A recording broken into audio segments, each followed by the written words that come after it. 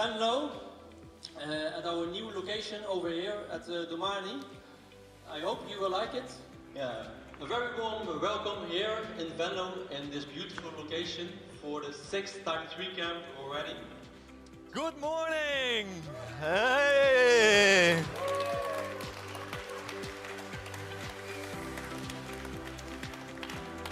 Sorry for a little delay, but we have to be technical, so Wish you a very warm welcome, all visitors, speakers, sponsors, to the 9th International Webcam Venlo here.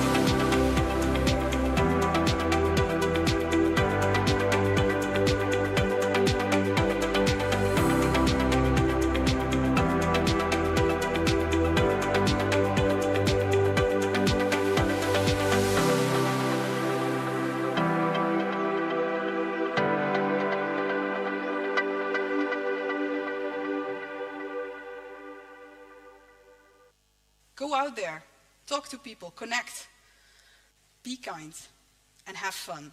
It's a really hard world. I know everybody is under pressure. You can be tough, of course. Be tough on decisions, be tough on the content. But be kind to each other and also have fun. I think it will make the world a much nicer place if we act like this. And for me, this is the human touch in software. Thanks.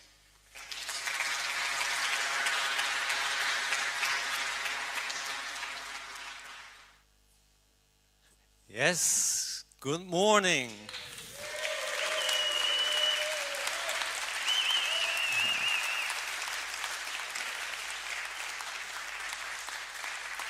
Thank you very much. It's good to see you all here again. So many familiar faces, many we met already last night, but also all the new faces, people also from yesterday, but also from this morning. We saw speakers, visitors, students. I wish you all a very nice, warm welcome here in Venlo. Yeah.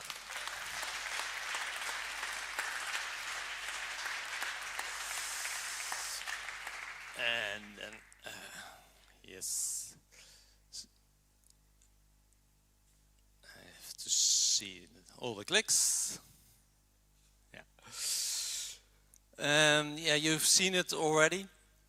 And this is the 10th Camp Venlo, and we as organization, we are really proud that we can be here for the 10th time. And for that period, yeah, you saw it already there. I told to Andreas last night, it started all over in 2012 at an event, in a Type 3 event. Yes. No. Click it does. This is back in the old days in 2012, in a sunny day in Munich. We sat together with Patrick, Ben and Jaco, at a beautiful Type 3 developer days, and there were a lot of camps around in the area in Germany. And we said, we don't have that yet in the Netherlands. So we put us together and we started with a great event back then in the weekend at Fontys University. University in a weekend with a small group, a bunch of people. It was an inspirational event. I don't know how many people remembered this one. Yeah, I see some hands going up. This is how it all started. Back then, you know this face around here. I don't see him. He is somewhere, but he doesn't want to. Oh, it's over there. Yeah, come over here, Ben. Back then, come here on stage.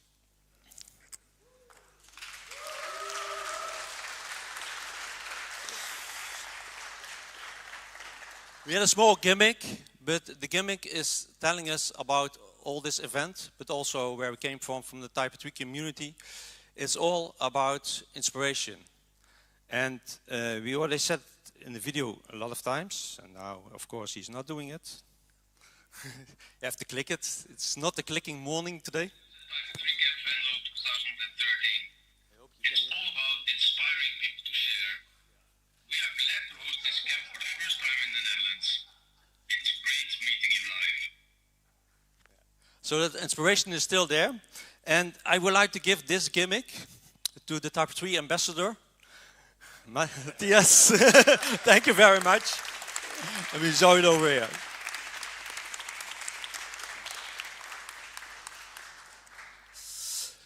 But this tells a little bit how this event is evolving. We started small over there, and now we see this event for the 10th time in this beautiful location with a lot of beautiful people around here. And you're coming from all over Europe. It's not very close to this area. Yeah, we can ask around. The people who are coming from the Netherlands and Germany are the majority over here. But I know quite some people have been traveling for half a day or even more. Who has been traveling for half a day or more? Yeah. Matthias from Norway, from Stuttgart, some speakers. Augsburg, yeah. From Munich, some more people over there.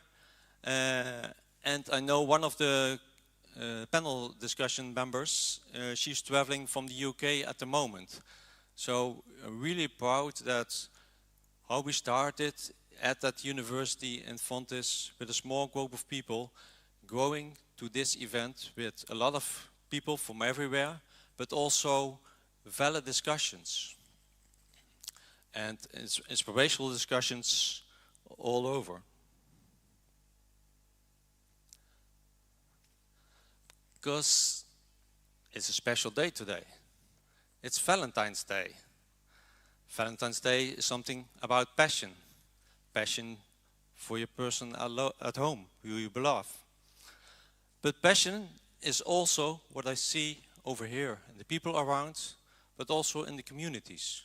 In the Type 3 community, but also much wider in the open source community, where we all have the passion in there.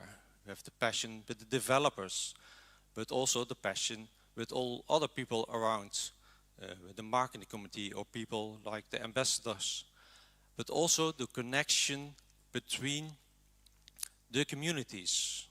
I'm really proud of the panel discussion we have today about sustainable open source, where you have industry leaders from several open source community or open source contributors to go here together with us about the discussion, how can we get that sustainable open source.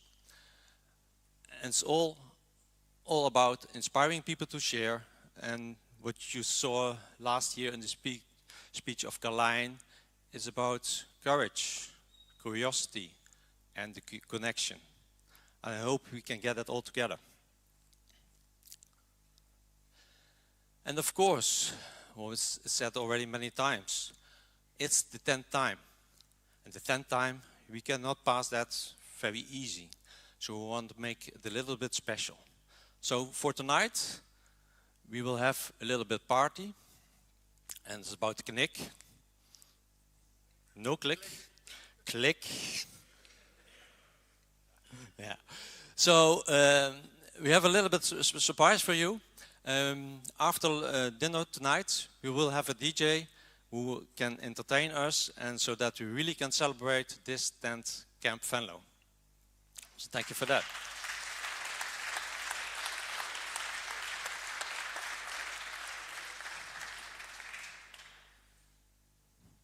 Yeah.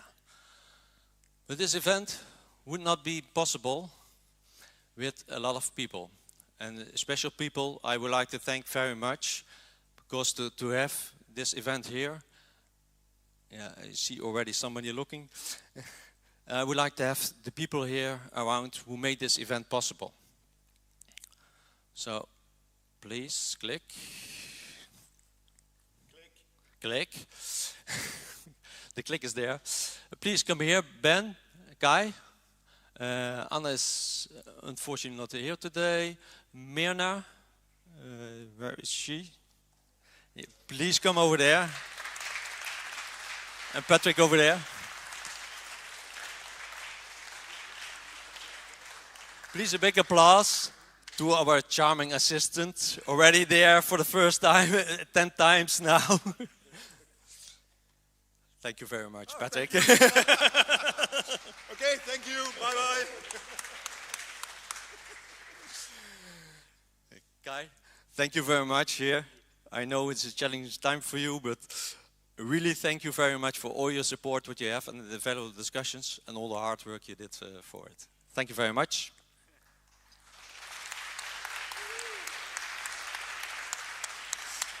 Ben, what you already said, we started the 10th time, and thank you very much for all your efforts. It's good that you are back in the Type 3 community, very active, and let's rock around. Thank you very much.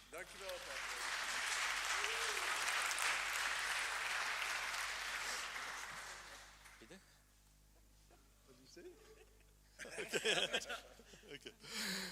Mirna, thank you very much. We didn't see you that much lately, but in the background you're working very, very hard.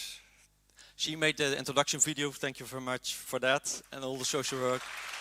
Thank you a lot.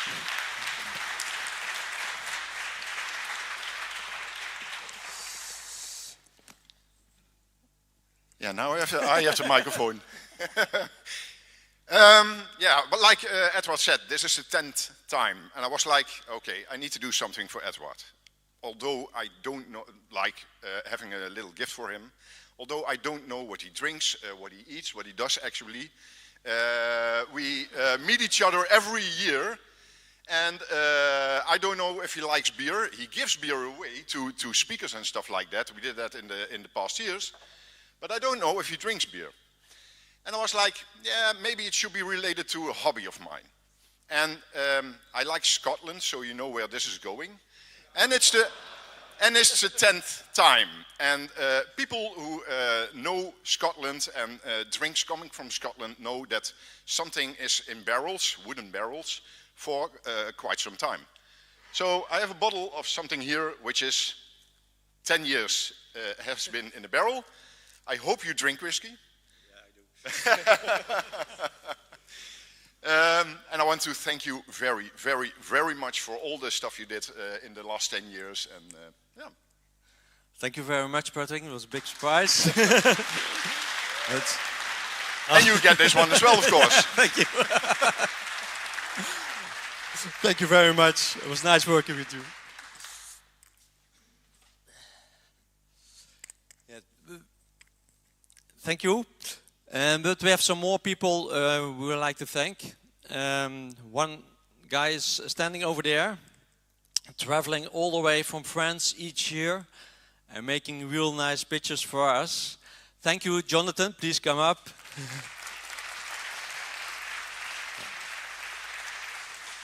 Please come over here. You're the shy guy in the background, but really hard. Thank you.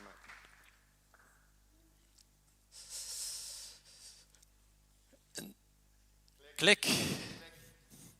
Oh. Too fast? Yes, still back. We had them already last year. We were saying we would like to use the shirts even longer for more than 1 year. But still, thank you, Jan, for designing this shirt. He's not here today, but thank you very much. And also we would like to thank Paula. She did a lot of communication and social images you saw around, and thank you very much for helping us.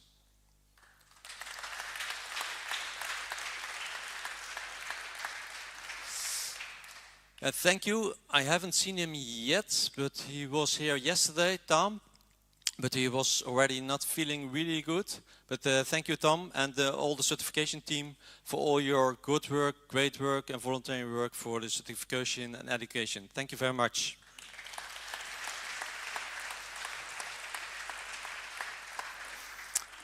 And as you all maybe know, this event would not be possible with some financial support. The ticket prices you pay is only 1/3 of the price what this event is costing. So this would only be possible to a lot of people who contribute this event financially. So thank you very much to our sponsors. And the first one is of course a special one. Kai, you may come back again. Please a big applause for Kai, Camp Venlo, for supporting this event.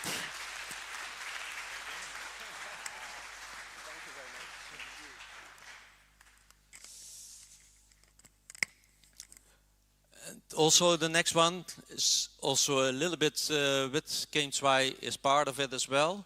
But Boris, I have seen him. Oh, in the front row. Please come over. Thank you, Fight Club.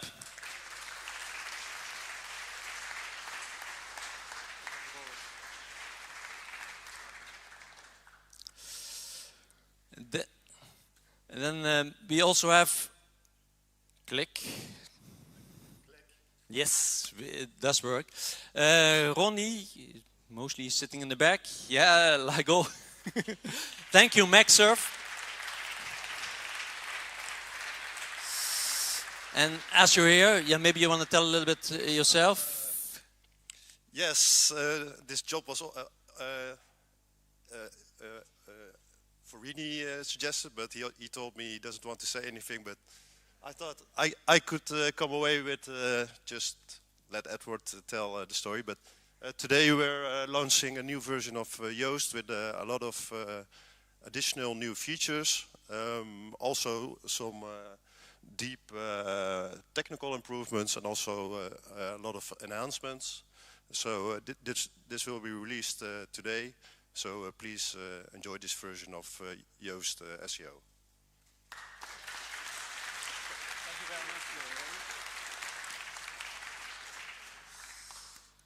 And then we have also another, the last but not the least, sponsor from Open Gemeente. Thank you, Patrick, but all the other teams, members. Ben is not here, but you are there. Thank you, Micheline, and the rest of the team for all your support.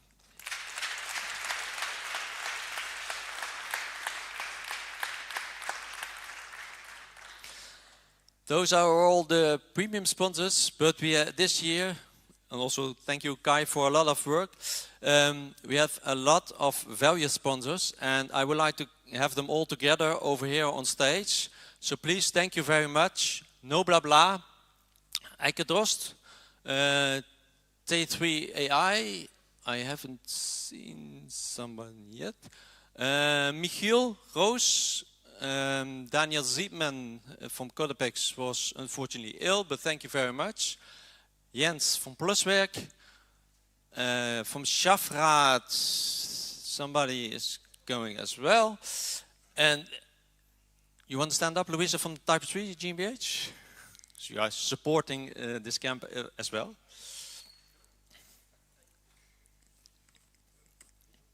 Yeah.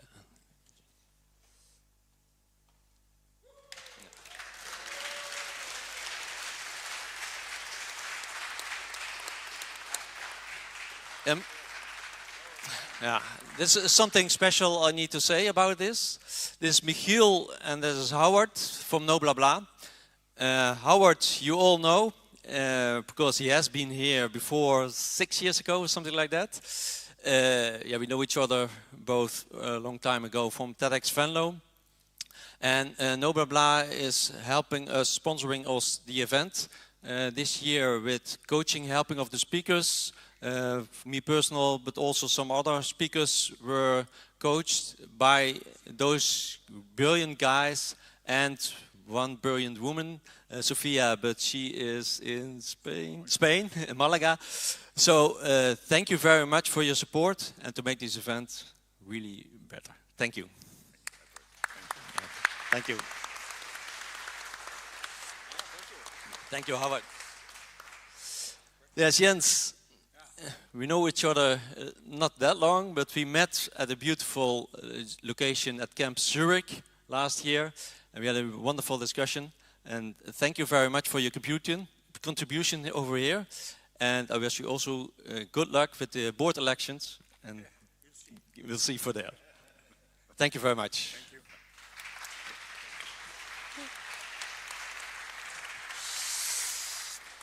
And then Iske, you have been here many times as well. 2 times, yes. But thank you very much for your spontaneous contribution to this event, and good luck with your company. You're welcome. Thank you.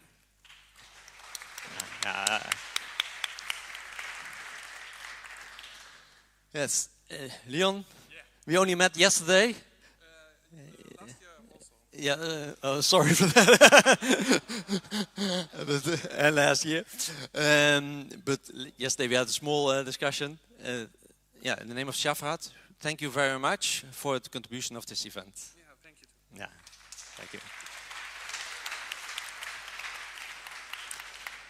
All the way in the back.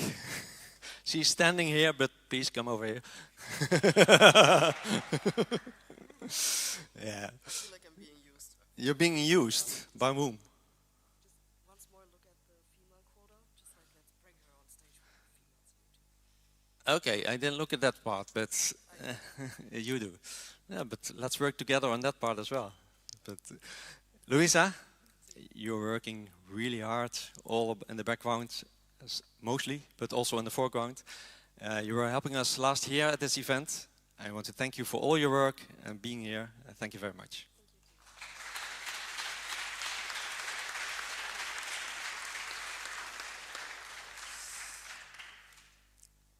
Yeah, then we have. Sorry. And then we have a long. Thank you very much for all of you.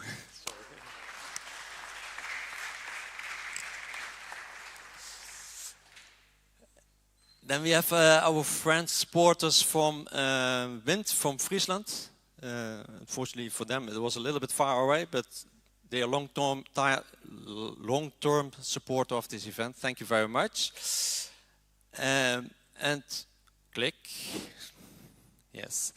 But we also have this year some extra supporters. Some of you used it already.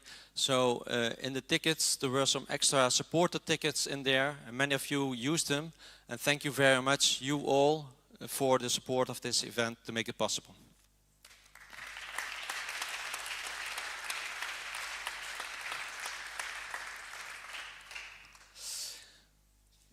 As I said, we started this event around in the Type 3 community. I know most of you will be around from the Type 3 community, but I also know that some of them, maybe until today, never heard of the Type 3 community. Type 3 is an open source content management system.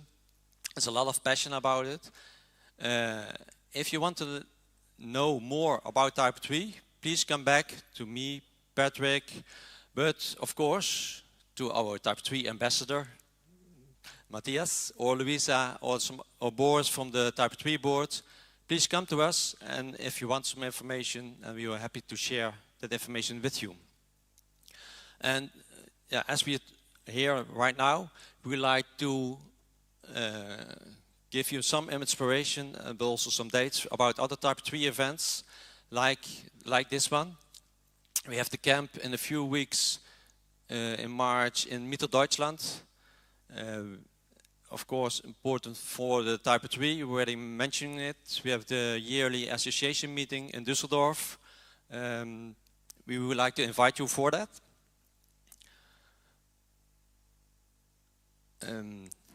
In March, we have the beautiful event. I was there last time for the first time in Zurich. It's a real nice location and real nice people as well.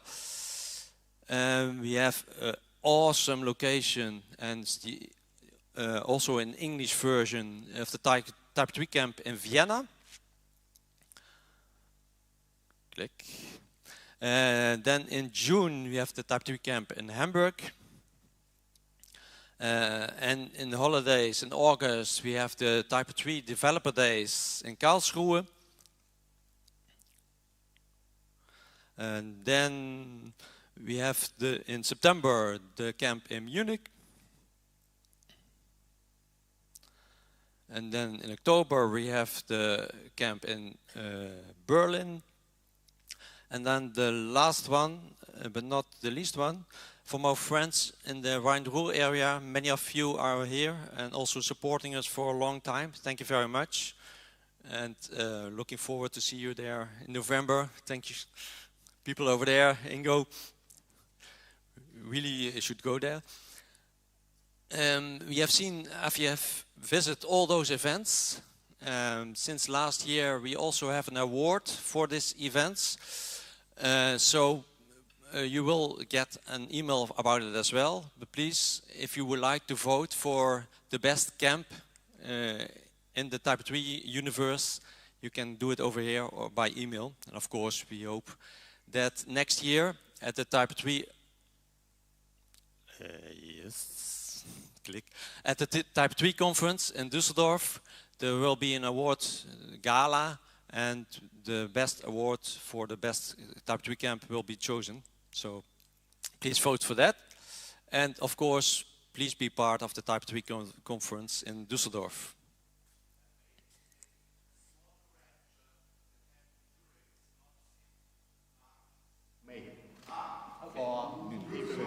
Yes. Okay, thank you very much. Then we were misinformed. Then thank you very much for the contribution. And just for some practical information, yeah, for the people who have been here for the first time, today we have a scheduled program. You have all seen that in the foyer. That's a regular conference. Tomorrow we have a bar camp. That means that we together will make the program. I know already some persons who have some sessions ready and will inspire you with some new knowledge or inspiration. Yes. Some practical things, of course, where will we be without the Wi-Fi? If you don't know yet, the password is Venlo Venlo.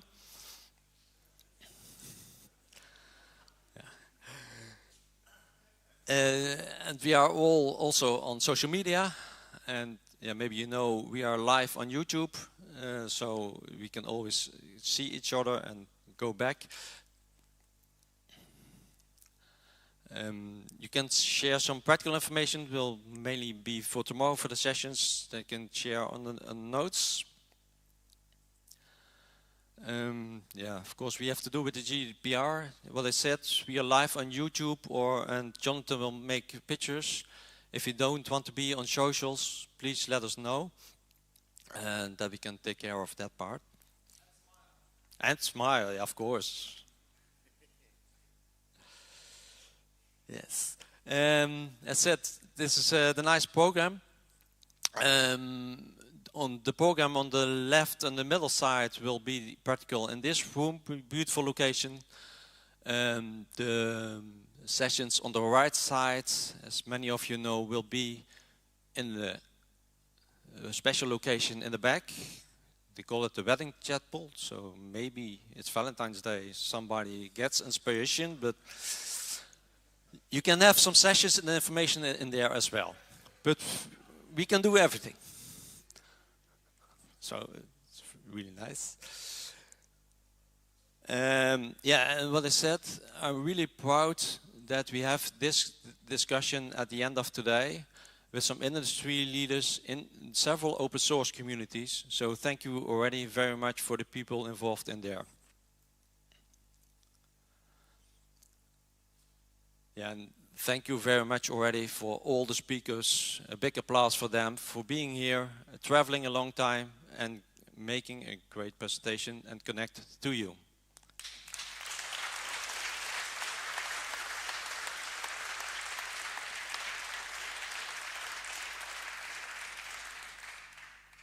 So thank you very much. This is for my part. I hope that you will have a beautiful event today with a lot of new connections, new friends, inspiration, and of course also a lot of fun. Click. Yeah. Then I would like to announce the first speaker of today. I'm really happy that he was able to make it today. He was on my list for a long time. And I know he will inspire you, like I hope everybody is inspiring each other.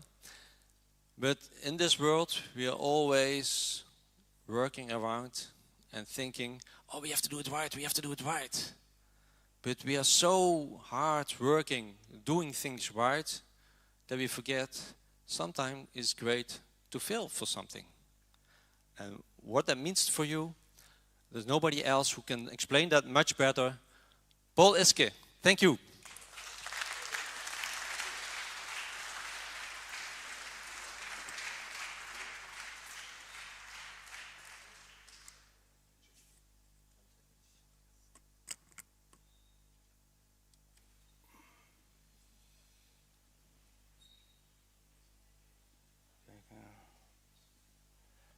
One thing, yeah.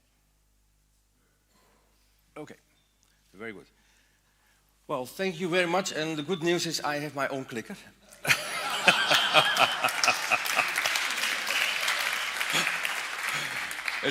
It's really great to be here, and what a nice location, but most of all, what a nice atmosphere. And there are even Norwegians in the room, so yes, welcome. Ik gleder meg, så skal jeg snakke for deg, glemme for the rest. Best kan jullie daar. Welcome. So, thank you very much, Edward, for inviting me. Let me see what I can do something with this. Can you hear me like this? Yeah, okay, very good. Yeah, indeed. My name is Paul. Paul Iske. I am the CFO, the Chief Failure Officer of the Institute of Brilliant Failures, which I founded about 20 years ago when I was still Head of Innovation and Chief Dialogues Officer of ABN AMRO Bank. For those of you who don't know that, used to be a decent bank. Actually my task was to connect this silly bank to the rest of the society and to start some entrepreneurial energy. And I said, okay, but then we have to do something ourselves as well. And so I ended up becoming the Head of Innovation. Actually, my background is in physics, theoretical physics. I'm a quantum physicist. That's why I did my PhD. Yeah, these people also have a reason to exist. And after my PhD, I started working for Shell for about 10 years. And that's where I invented LinkedIn, which is true. I invented LinkedIn in 1996. We call it MASTER, it stands for Mapping System for Technological Expertise Research. But I saw the potential of such a tool, so and this was 1996, 1997, so half of you were not even born yet. And I said, you know, this has huge potential. I'm going to leave the company, I start my own company, I will make the world smart and myself rich. And both failed. And that's why you have to do something on Friday morning in Venlo. But I still enjoy it. But after 2 years, what was the reason? Well, you know, I went to the market and people said, oh, this is very interesting. And I went to decent companies here, like Philips at DSM, Sintef, IFE in Norway. And they all said, oh, wonderful, but we don't have an intranet. Please first develop an internet. And I said, that's something I don't do. That's infrastructure. You know, I develop cars, not roads. Yeah, but Mr. Iske, we don't have a road, so we don't need your car. Makes sense. In other words, I was too early. And I can tell you now one thing, too early is not in time. So if you arrive somewhere too late, you could just say, okay, it might be so, but too early is also not in time. Think about the party. What is worse, somebody who arrives too late or too early? So being on time is a challenge. Anyway, I was not in time, so after 2 years my money was gone and my children were still there. So I had to start working again, and that's where I ended up at the bank. And I called a very good friend of mine, also professor in knowledge management and innovation, Mathieu Wegerman, for those of you who might happen to know him. And I said, Joe, I'm going to work for ABN AMRO Bank. And I will never forget his answer. He said, huh? You? Bank? But you were very good at school. Yeah, okay. I said, okay, I will not stay there for longer than 3 years, but ended up 20 years. And like I said, I ended up with being the head of innovation and chief dialogues officer. And I had the great privilege to design my own environment. I could choose the own people I was able to work with. I was able to build a building, which was called Dialogues House. And you would say, well, what a success. So everything these guys did must have been a great success. They weren't. I did a very interesting project with Marco van Basten, the football player. And we developed a platform for option trading on scarce football tickets. I will not share with you all the details. The only thing I will share is the outcome. It failed. We had to work with people like Sepp Blatter. Well, Sepp Blatter and innovation in one sentence, something's wrong. Anyway, when I looked at our portfolio, most of the things we did not work. And then I started to become a little bit uncertain. I thought, can that be because of me? Can it be because of me? And if that's the case, they better pay me for staying at home, so nobody's being hurt. Or is this because the things we're doing? It's complex, it's new, it's high tech. I organized the first Bitcoin conference. Talk about failures. I owned 200 Bitcoins, which I sold for €500 each, and I was very happy. That's why I'm still here. But anyway, I was a little bit, is this because of me? And then I looked around, and guess what? No, I was not the only one. I saw fantastic people trying fantastic things in sports, in education, in love, in science, in business, in politics. And whenever it becomes complex and new, most of the time people will end up with something different than they were trying to achieve. And then I said, okay, what kind of conclusion do you have to draw from this? People better stop doing things? That might not be the best option. Then the second best is just accept how things are turning out and try to make best out of it. And that's what the Institute of Brilliant Failures is all about.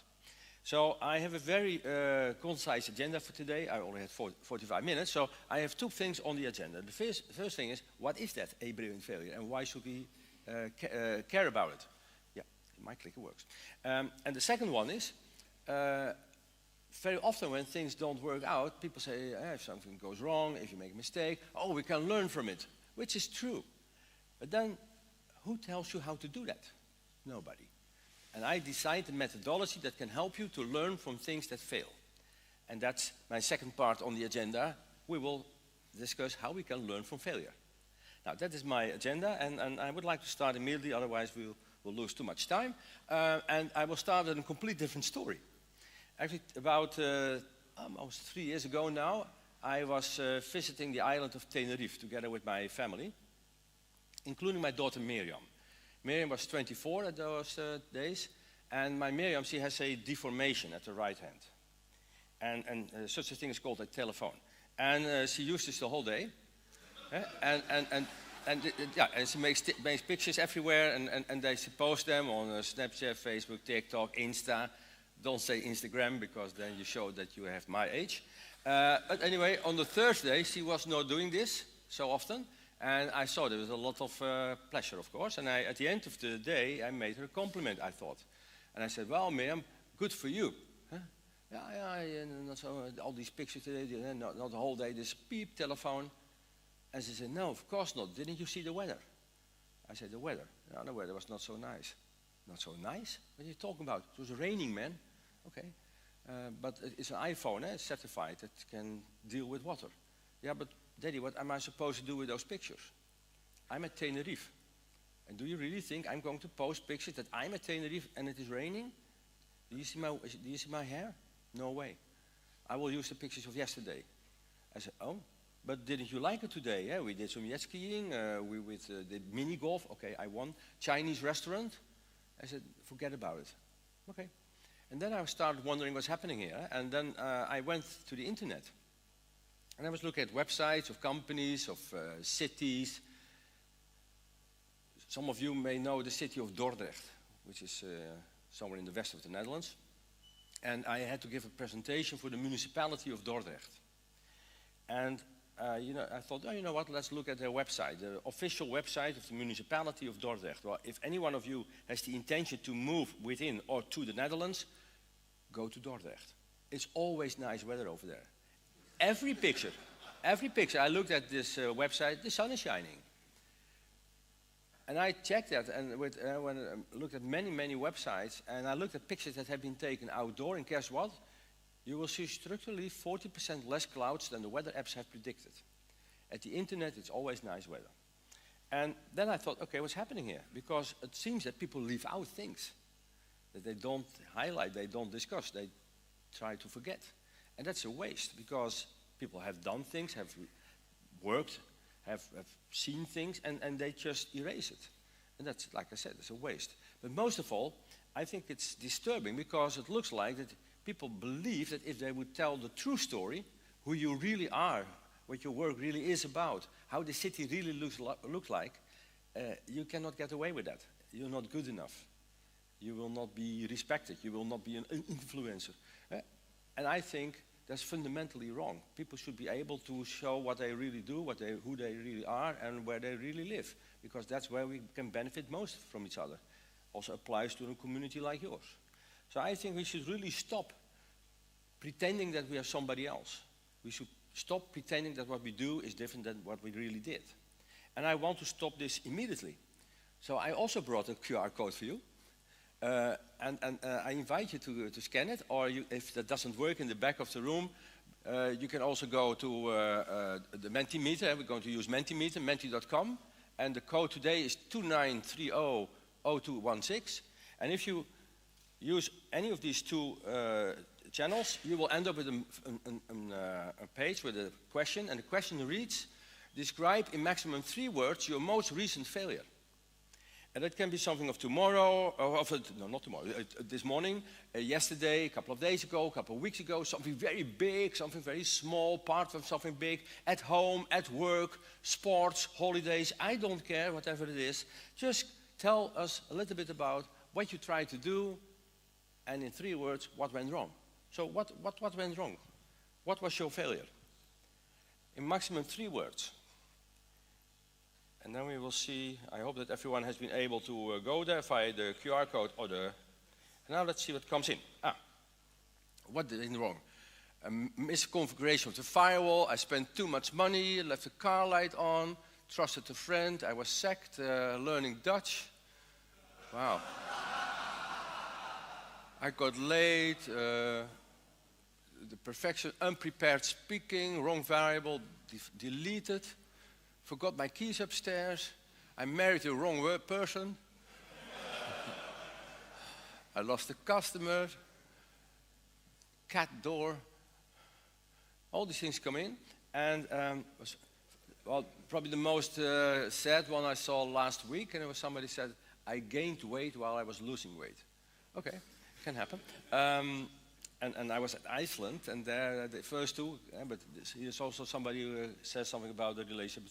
The first 2 that came in and claimed that they had no relation to each other, which is quite difficult in such a small country, but anyway, they said, my marriage. Can happen.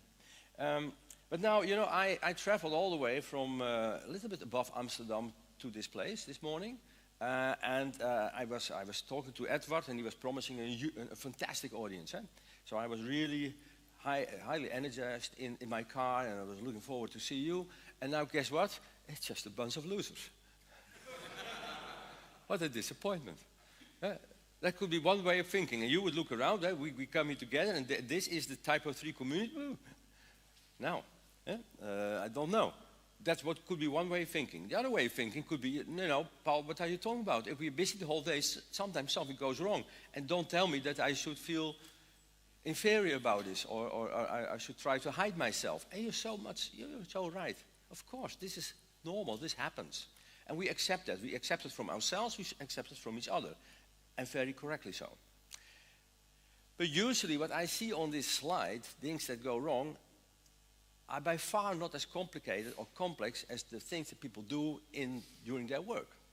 Here, some of these items are related to the work that you do, some are totally unrelated, but somehow we do accept that absolutely, relatively simple things go wrong, so why can we not accept that the more difficult things, the innovative things that you're working on in this webcamp, that they can also go wrong? We have to accept that. And that's what I would like to say some words about now. Because I'm not here to tell you that you should fail as much as possible. Because I know what it means to fail. It can take your time, your money, your project, your job, your company, your health, your relationship. I've seen all of that, and I caused some of that. The question is, how do we deal with this? And people say, well, the best way to deal with failure is to make sure that it doesn't happen. Then there is no harm done, which is correct. And then the question is, okay, how do we make sure that nothing goes wrong? Now, well, prepare well, and make a good plan and a development plan. And I've seen so many plans in my life, business plans, educational plans, research plans, school plans, annual plans, year plans, whatever you want to call them. And one day I was thinking by myself, okay, when I've seen all those hundreds of plans, and I looked at what the plan was, and I looked at the realization of these plans, how often did I look at the same thing? That the realization was exactly the same outcome as was predicted in the same way it was planned. I can be very short on this, it happened never. Exactly 0 times. Then the question is, okay, if that's the reality, then the question is, what is a plan? Now, here I have a very nice definition of a plan. A plan is a set of lies that make other people decide what we want them to decide. That's why we make a plan. It's not that we don't know what to do, but we cannot do it by ourselves. We need a sponsor, we need a co-worker, we need a client, we need a boss, and a subsidy party, whatever, and sponsor, and we have to think about what is it what they want to hear so that they make the move that I want them to make. And that is taking a lot of time. And then we present in a very nice way, good font, nice pictures, sun shining, and the plan doesn't become better of that, but you sell it better. Now, I don't say that we should not make plans. What I do say is we should be realistic about what a plan really is. And very often when people do developments, innovations, and you're in the center of innovation, what people do is they come up with a great idea. And I trust everyone, and especially you, that you will come up with great ideas. No doubt about it. And then what people typically do is they start working, and they do this in the terms of, we're going to make do an experiment, a pilot, a pivot, a prototype. And guess what? Most of the time these work. Why do they work? Because you created the conditions that they work. You start with a little bit of money, an early adapter who's very happy, and for the time being forget about this ridiculous GDPR type of stuff. Well, let's first see that it works, and yes, it works. And then we get to another phase at the end of the whole development, and that's what we call the implementation, where we talk about rollout. But who of you is working for Carpetland? I mean, in Carpetland, you can talk about rollout. Here's the carpet, and it rolls out, and you don't have to do. You can just watch it rolling out. I never have seen this in innovation. I've never seen it in software development that something was rolled out. It's always a problem. And that's what we call the last mile. The challenges the biggest challenges in development projects, and it can be development of anything, including software development, is the last part, is the implementation part. That's where I also have the breeding ground for my Institute of Being Failures. That's where the failures are being seen. And you see this especially when we talk about the introduction of new technology. I have been at many, many places where we talk about new technology. I work for Shell. I work for a bank. I work with Philips. I'm the founder of a foundation that is looking at the future of healthcare, and especially in the area of personalized data-driven healthcare, which is called PHC, personalized healthcare, where data science and biomedical science meet. And I've seen so many places where people were working with new technology and they all had the same experience, and that it was always more difficult than they thought or they hoped for. It's always taking more time, more money, less results, more arguments, more hassles. And I've seen this everywhere, without exception. And I told you, I'm a physicist. And as a physicist, I was thinking, wait a minute, if there is something that you will see everywhere, anytime, with any person, in any organization, it's an independent thing, then it cannot be different than a law of nature. And as a theoretical physicist, then I think there should be a formula describing this phenomenon. And I found this formula, you see it in the back of me, It says NT plus OO equals EOO. This is describing the fact that the introduction of new technology is always more problem than people think. And what does it mean? It says new technology used in an old organization results in an expensive old organization. And I've seen many, many, many expensive old organizations where people spend a lot of time and money and effort and love on this new stuff, the technology itself, but not enough on what we call social innovation. Change people, change processes, change the organization, change the culture so it's ready to absorb this new technology with its potential. As an example, I also hand out prizes for the most brilliant failure in many areas like healthcare. I've done this already for 10 times with support of the Ministry of Health and all these organizations. But I also do this in the area of AI in the public sector. And one of the nominees 3 years ago was the municipality of Breda. For those of you who don't know, Breda is a city in the south of the Netherlands. We have a small country, but we still have north and south. This is in the south. And this, in this city there was a car driving with a camera system at the roof of this car, and that was scanning the road where this car is driving. And it is looking for anomalies, for damages. And the AI system is able to qualify these damages and to see whether this might be a problem for road safety. And all this information is directly streamed to the Department of Road Maintenance of the municipality of Breda, who does not act upon it because they simply don't have the resources. So they're already fully booked for the coming 6 months. Yeah, maybe if the car disappears in a sinkhole that they think, we should do something. But on average, there is no impact. So there's a car driving there with machines there, with AI says that works, but there is no impact. And the sad news is that they were not even a winner. It can be even worse, and that was the tax authority. But I wanted to say something about this whole, because you cannot have a decent conversation nowadays about technology, about anything in life without mentioning AI, so I do. Now, AI, what does it mean? Now, a lot of people say artificial intelligence, but that of course is complete nonsense. You know, artificial means, to my knowledge, not real. So we talk about not real knowledge, intelligence. Interesting. You know, at my desk at home, I have an artificial bonsai tree, which I got for my children for Father's Day.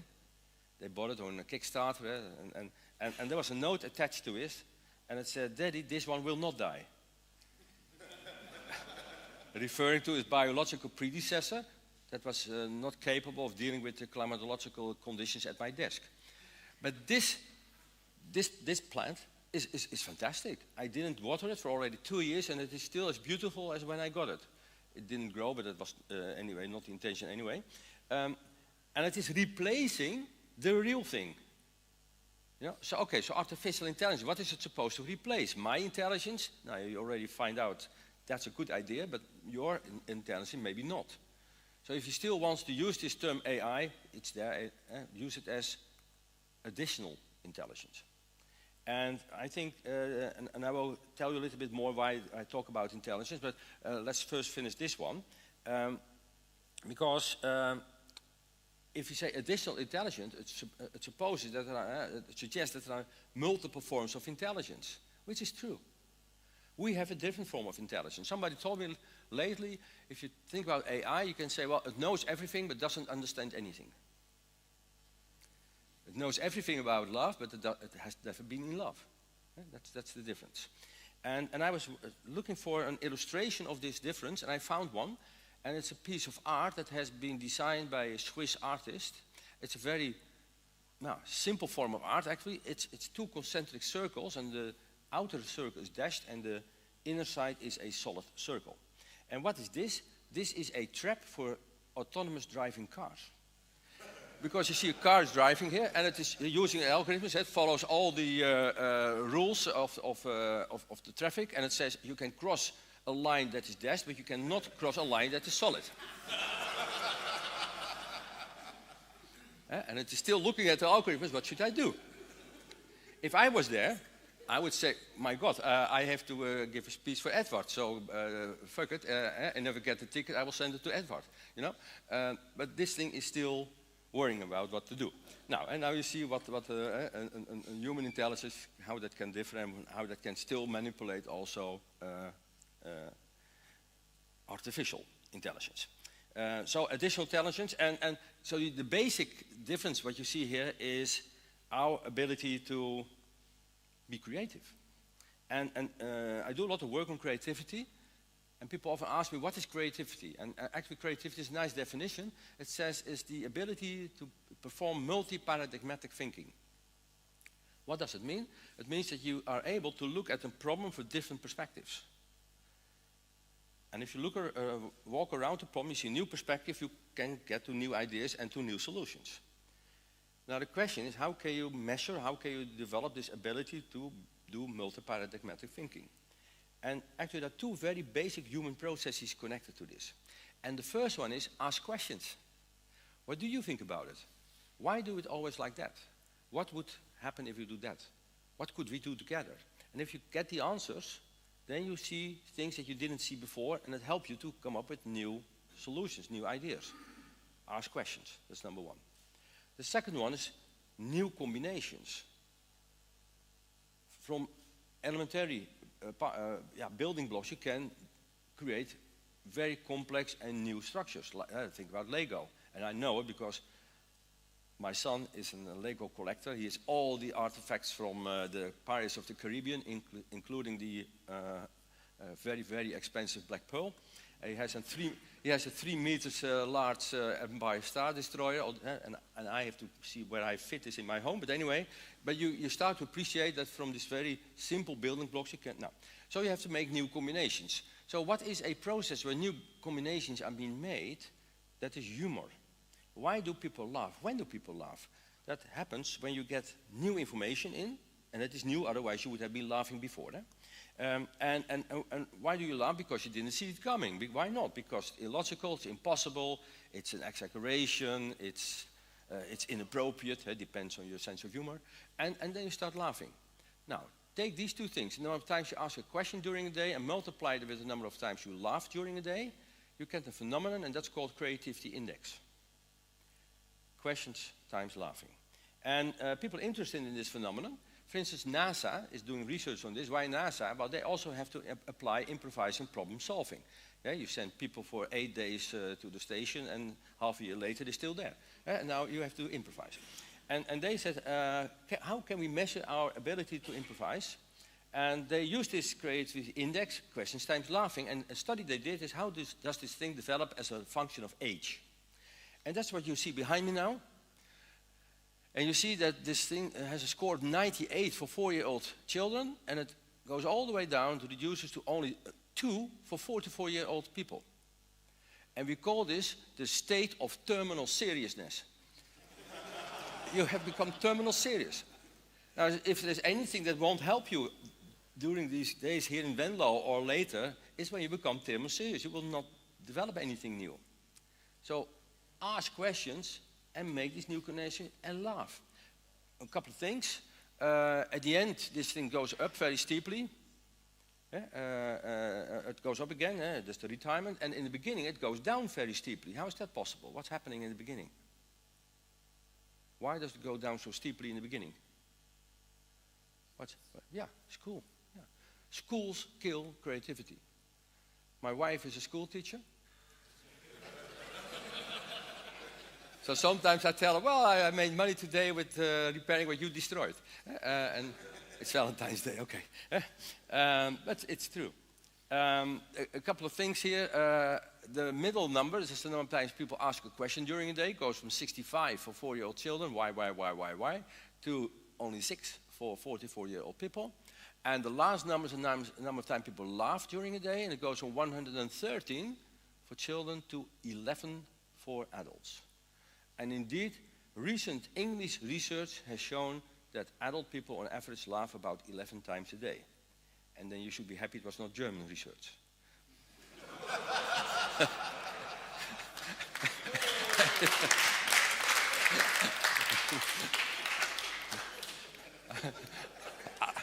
Edward promised me a safe exit.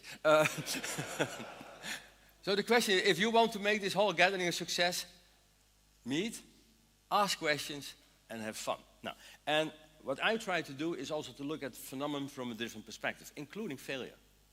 And if you look at failure, of course you see things that go wrong and you don't like it, which I fully understand. But there is also another way of looking at failure, things that happen because people try to do something useful, which is positive, and from which they might learn, which is also positive. And we need to learn because the world is changing fast. Your world is maybe the fastest changing world of all. The world of technology, of software, and application areas are changing. You have to, because it changes, you have to learn, you have to adapt and to learn. And that also, this direct, and when do you learn? Not when everything is exactly as you thought. No, you learn when things are different from what you thought, and then you see something new, and then you learn how to behave or what to do or whatever. And this direct combination of the relation between failure and learning is in the word itself, in the expression fail. Because what does fail really mean? It stands for first attempt in learning. That's the real meaning of fail. So if you look at failure from this perspective, you will see, okay, there are costs involved, and I cannot take that away. It happened, and the cost is there. What you can develop yourself, and you can create yourself, is the value of failure. What can I get out of it? But that means you have to take time for it. You have to be able to look at what happened and to analyze it. You have to be able to learn from others and share your learnings. That, at the end of the day, creates value in failure. And this value is particularly significant if you didn't fail in an ordinary or stupid way, but when you failed in a brilliant way. So what is a brilliant failure? A brilliant failure happens when you try to do something meaningful. There is value that you could create, and you try to do your best, you prepared, everything went well, but still the outcome is not what you wanted. And then you can learn from it. And then people tell me, Paul, listen, this is a definition. How does this work in the practice? I have a failure here. Tell me, is this a brilliant one? Or even worse, how brilliant is this failure? And like I said, I hand out prizes, but I am not deciding who wins this prize. For that, of course, I have subject matter experts. And this is the jury. And the jury says, Paul, okay, we're going to do this. Thanks for the invitation. What are the criteria? What makes a failure brilliant? And to help answering that question, I did something that I am good at. I derived, again, a formula. And with this formula, you can calculate how brilliant your failure was. It's called the viral formula, which is a coincidence. I was pre-COVID. But this is about things that have to be spread with a reproduction factor larger than 1. The great ideas, the vision that you had, the inspiration that you had. But also, how did you... wait a minute. I'm too early. I thought this was... Okay, the inspiration that you had. The way you dealt with risk. The way you dealt with risk. Of course, you should not take too much risk. That's irresponsible. On the other hand, there is always a certain level of risk that you have to take, otherwise we stop doing things. And you will always see these two different types of risk. If I step into a plane and the captain says, oh, well, this is the captain speaking, welcome on board. Well, you know what, today is my innovation day. Now I will say, listen, I'm interested in this topic. Can you tell me what are you going to innovate? And if the guy says, well, today I will try to do with my feet what I usually do with my hands, that's a different answer than when he says, we have a new trolley for the catering. And see how it performs. You see? So some things you can afford and some you cannot. If you make a good decision here, you could score high on this one. The A stands for approach. Did you work together? Did you prepare? Did you use existing knowledge? And the L refers to learning. Did you learn something? Are you going to apply those lessons learned? Are you going to share those lessons learned? Then we get value of failure. And if you score high on all of them, what is the problem? There is no problem. You have a brilliant failure. And people say, but wait a minute, where is the result? The result is not there, I'm not interested. Yeah, of course I'm interested in the result. But if I success, I buy a cake. But that's a different process. This is about how do I look at myself, how do I look at each other, how do I look at this community, what is it what they try to do, how do they work on it, and how do they deal with the outcomes. That is at the end of the day what's determining for me what I think about myself and about each other. And of course this is a very positive message. But it also depends, are we on the environment where we are able to live this message. I mean, if this indeed, if this is describing the culture in the environment, then people will be reluctant to try something very adventurous. Hey, here we have an interesting project. Yeah, okay, is that for me? But that might fail. Yeah, before the no, we'll come back at my appraisal, in Dutch veroordelingsgesprek. And if I talk about it freely, and next time, hey guys, we have a new project. Let's see. Now, not Paul, the last one. Last time he failed, he said himself. And then I don't feel free anymore. Then I feel not respected. Then I'm forced to tell the Tenerife story instead of the real story. And that's fundamentally wrong. You can only be successful, you can only have pleasure in the things that you do. You can only be valuable for the development world if you're free to do the things, try the things. And I think this freedom, actually we all are entitled to have that freedom. And that's why I suggested to a legal advisor to come up with the extension of the Universal Declaration of Human Rights. We all have the right to try things, to see how it goes, to fail, preferably brilliantly, of course, and to learn. You will see things like everyone, Article 1, everyone has a right to the failed attempts to be forgiven and to be put into perspective and learn from it. Article 2, this applies to everyone, wherever you are. I also sent this document to the United Nations, because they're the keeper of the declaration, isn't it? And I already, in phase 2, I got a letter of receipt, already 2.5 years ago. But in the meantime, there are already 28 organizations who signed this document, who said, give this document, we have this right now in our environment. And funny enough, 4 months ago, I was traveling to South Korea, together with our former Prime Minister, Jan-Peter Balkenende, and he got an honorary doctorate at the Sogang University for his achievements in the area of sustainable development goals.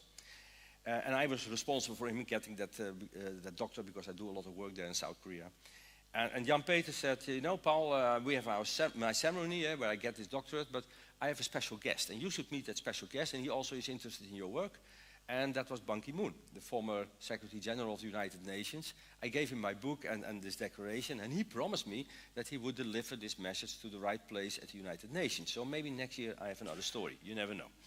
But, and why is this so important? It is so important because we need to be free to try things even when we don't know for sure whether it will work. One of my former colleagues, Albert Einstein, he once said, if we knew what we are doing, we wouldn't call it research, would we? So we have to do work that might fail. That's one. And the other thing is that we also need that when people do fail, that they talk about it, not in a tentative way, but in the real way. So this learning is very important. Now, what is learning? I was talking about intelligence. Intelligence was looking at, actually what is AI doing? What is computer-based intelligence doing in the first place? It's looking at the data, a lot of data. Numbers, pictures, laws, structures, whatever, and it is recognizing patterns. It's pattern recognition. And when the pattern is recognized, then it knows what to do. What kind of action, what kind of advice, and so on. We human beings, we do the same thing. I also do pattern recognition. You know, when I come home tonight, I see something moving there, and I recognize the pattern. It's my own wife, Hannah, which I'm married to for 31 years. And like I told you, she's a school teacher. Some days difficult, other days not so difficult. And the way she behaves, I recognize that. And then I adjust my behavior, and then I might have a very nice evening. And that's what we call social innovation, or social intelligence. Social intelligence. But recognition means that one day you cognize it, you learned it. And learning means you learn new patterns, you know what to do, and the intelligence means that later you recognize the pattern in a new context and you know what to do. That's the basis of intelligence. Why am I so fascinated by intelligence? Because I studied hundreds and hundreds of failures, and I was asking myself the question, do I see patterns in failing? Why do people fail? Why do projects fail? Can I see patterns? And if I can, what can I do with that? Actually, I found 16 of these patterns. And I will show you a few, not so many, because I'm already getting to the end, I think. But what can I do then? Now, even before I start, I can already start thinking, go through this space, this universe of patterns. Hey, wait a minute, this one might be relevant, or that one might be relevant. That's what we call forward failing. You fail before you started, then you learn, and then you start. It's a very interesting way of failing, because nothing happened. When you're busy, you can also fail. But then you see the patterns, and you might be able to have a quicker response and to mitigate the outcome. And at the end, instead of describing all the details of your project, you can focus on those things that might be recurrent and that you can have in another situation, or other people might encounter the same patterns. And if you're able to recognize these failure patterns and know what to do, then you become failure intelligent. And that's actually was my goal of today, to increase your FQ, your failure intelligence quotient. Now, when I talk about these failure patterns, let me share a few of them with you. You know what I'm talking about. Here you see a river and a bridge. A bridge, this is in Honduras. And Honduras was hit by a Hurricane Mitch in 1998. And because of the hurricane, the whole delta was flooded. And a couple of weeks later, when all the water went back, it turned out that the riverbed moved 400 meters, which is a pity for the bridge. It's a good bridge, it's still there, it's the only thing that survived, but it's useless. It's useless because the bridge is at the same place, but the problem is now at the other place. This happens to me as well. I have 3 children, they have an argument, I solve it, and then they have an argument with me. Problem moves to me. Somebody has a medical problem, then you do surgery or medication or radiation, whatever, you get side effects, new problem. So you always have to think, when I do something, or because of what I'm doing, there might pop up a new problem. And that's a failure. And that's what we call a bridge of Honduras. That's one of these 16 failure patterns. Now, talking about bridges, we don't have so much nature left in the Netherlands, unfortunately, and then we also put highways through them. Like this one, this is the A44 between Amsterdam and The Hague, near a very small place called Wassenaar.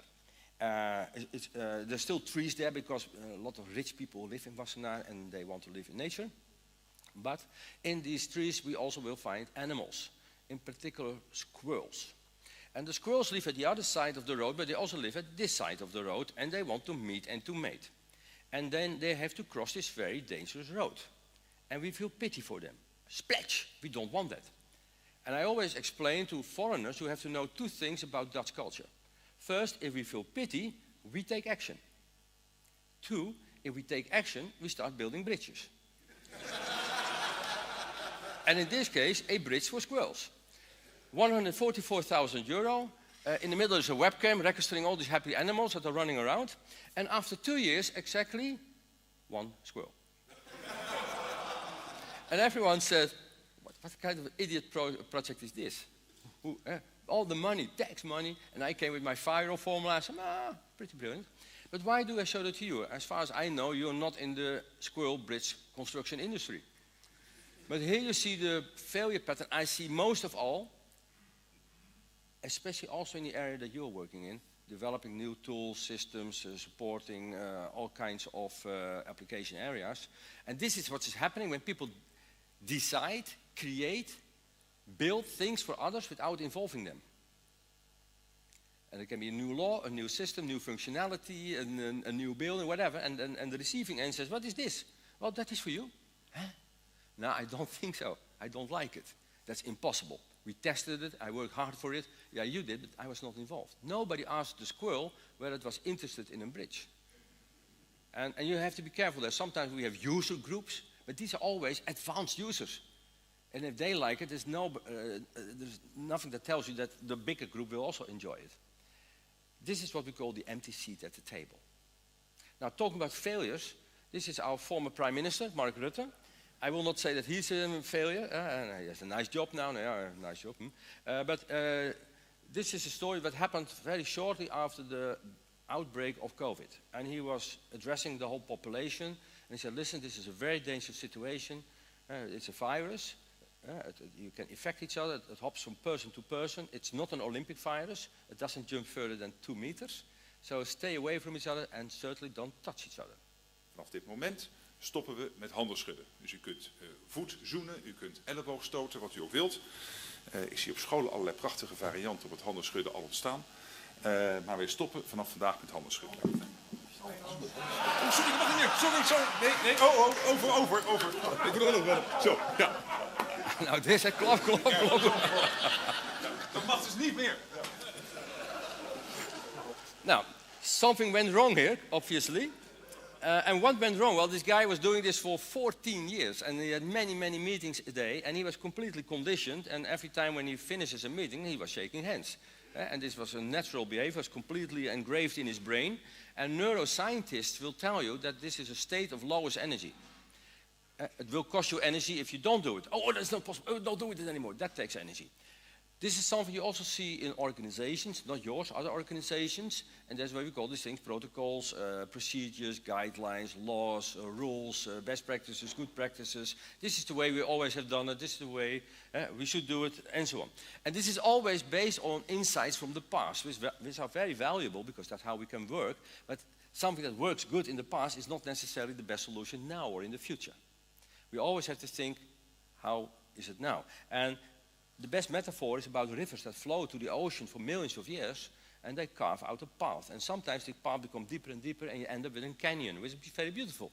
I recently visited the Grand Canyon, the South Rim, Bright Angel Point. You look down there and you see the Colorado River and you think, I understand again. If I would now dig a canal to the Pacific, that's the other thing that Dutch people do, digging canals, would then the water in the Colorado say, "Paul, thank you so much, a shortcut to the ocean, great, and what uses my canal?" No, it will not. Why not? Because it literally doesn't have the energy to get out of the canyon and then see that there's a more easy way. So that's why it still keeps on flowing its own created path that is much longer. And so every time you want to develop something and that can change the organization, the environment that you're working for, always be aware of the canyons that might surround you. And those canyons could be laws, rules, but also habits, could also be economic or political interest. Be aware they might have an impact. Rutte was in his canyon. Now, I already told you I've found 16 of these patterns, and I only have 1 or 2 minutes left. The junk is an interesting one. The junk is about people who stay too long with the project, even when they know that the project is not successful. And they still keep on working on it. And I interview project groups and say, listen, this project was not so very good. No, Paul, we know you don't have to tell us. No, I will do it anyway. But you kept on working for a long time. Why was that? Yeah, we still had budget. Okay. Yeah? Or we already invested so much in it. Yeah, but that's looking backwards. You should look forwards. It's my baby. Well, get a real baby. Much nicer. It's Valentine's Day. Other brain hemisphere. We always think that people will act and react the way we think they will. But that's not true. Because people are different. People are black boxes, have different interests. You cannot rely on what you think that people will do. The last one that I think could be interesting also for you is the diver of Acapulco. These guys dive from about 30 meters in the water, and that's not the open sea or a lake. No, it's the shore. And it's very shallow there. So they need to wait until a wave is pushed up. It's high enough. But they also dive from 30 meters. And you all know that v squared plus 2ax is 0. So they are about 2.8 seconds underway if you neglect the air resistance. So they have to do pretty good timing. Because if they dive too early or too late, they will end up with terrible headache. And so too early is not the time, too late is not the time. You might have a great idea, but if the time is not right, first you have to check, are all conditions in place that could support my solution? Or did somebody else already come up with an other solution? So the timing is extremely important. And the idea is if you have all these failure patterns in your brain, in your mind, you can recognize them because you know the symptoms. You also know what kind of solutions might be available to deal with these failure patterns. Then you become failure intelligence. Now, let me skip this one for you. The story has to be told. So I also am the editor of the Dutch Journal of Brain Failures, and these people who are featuring in this magazine are extremely happy to do so. Because what it says is you are a great person with a great project, and we appreciate everything you did and what you tried, and you share your learnings. There's nothing negatives about you, and the people experience it. They only get positive feedback. We also have a website. Actually, there's also a Norwegian one that I gave to the new Norwegian Oil, and oil stands for the Open Innovation Lab of Norway. But you can find it on the internet. It's in Dutch, but you can easily use a translator. And it contains now, I think, 263, what's the latest number? 263, he says 262, still growing. With 260 failed projects, explaining what they wanted to do, what did they do, what came out, what did they learn, and the learnings are all categorized using these failure patterns. And you can click on the failure pattern and you see all the projects that had that failure pattern. I also hand out prizes, like I said, and in development aid, people don't want to fail because it's other people's money, in healthcare, AI. But I want to end up with the last slide. That's what you usually do, by the way. But I now talked about 45 minutes about failure. And I know you're still at the beginning of this meeting and it could be some kind of depressing. Though I hope I have shared with you a way to think in a very positive way about failure. But how about successes? Paul, don't you like success? Of course I do like success. Can we not learn from success? Of course you can learn from success, but how does it work? Now, I told you, you can learn from failure to look at those deciding situations, categorized, described by these failure patterns, and understand why it failed, and then use these learnings for the next time or share it with other people. A failure is a failed success.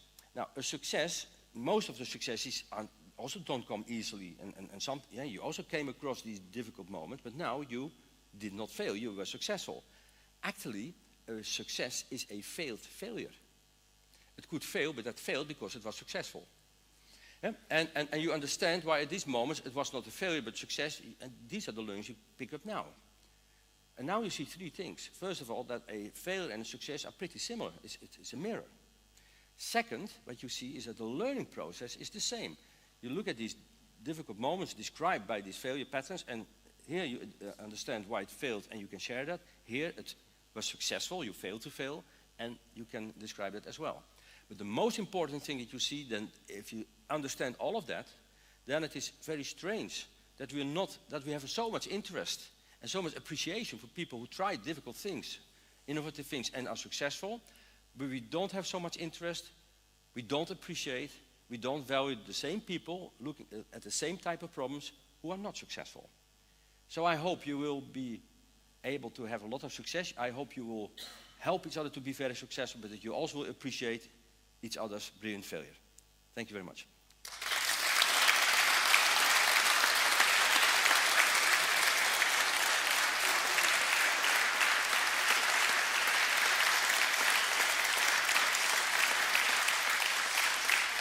So Paul, thank you very much. Most welcome. I think the public enjoyed your talk. I hope so. Yeah. Otherwise it was a failure. Yeah, all the way. I don't. Fine by me. Yeah. I'm pretty sure it's not a brilliant failure because it was a success. Thank you. But thank you very much on your insights and our retrospective on the failures. And I know we can learn a lot of it, and we have to use it in our daily life. Good. I would like to give you two things. One is this one. Wonderful, thank you very much. One is I tell you one secret. I still have to buy something for my wife. And when I was driving here, I saw a bakery which also sells chocolates. I thought, okay, I have to remember. But don't tell, otherwise the 31 years will not be extended. Yeah. I think we know all that challenge. Talking about your wife, I think you have something else for her as well. Oh, what nice. Yeah. Hey, you ran to a bookshop, or what did you do? No, I didn't. It's about how to deal with your students. Yeah. I think it's what you discussed about. It's about creativity with young people. And for me, this was a really inspirational book from formal teachers about a new way of teaching in elementary school about creativity. And yeah, I think we really like it. Thank you very much. Thank you very much. About all the laughing today, we had quite some. Thank you. Thank you very much. And have a good one.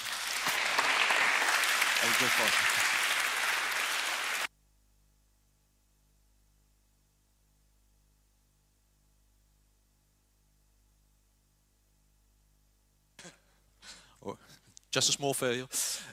Thank you very much. I think it's good time for a short break. We're a little bit running late, but enjoy the break time, and we'll see you back over here in this session, and the other session will start at the other side of the room. Thank you very much.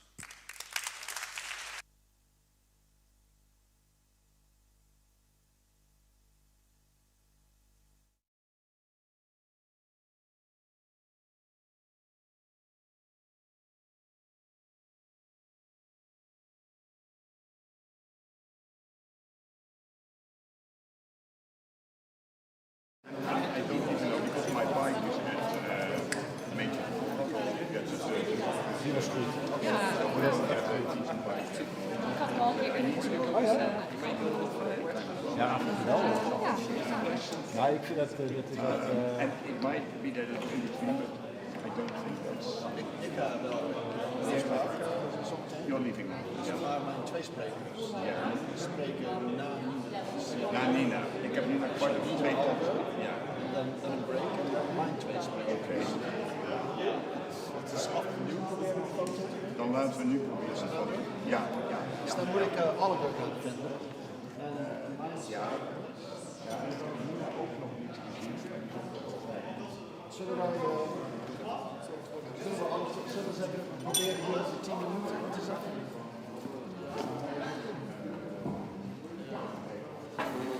En dan kijk als het goed is, gewoon 10 minuten. Oh, oké.